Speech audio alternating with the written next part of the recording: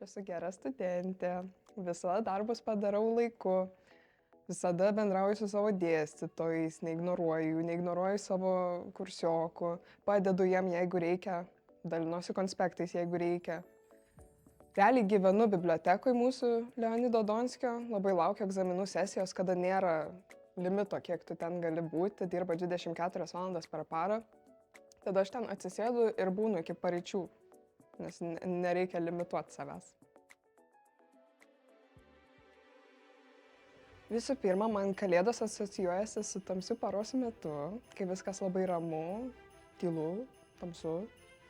O visų antra, tai asocijuojasi su visokiom tradicijom.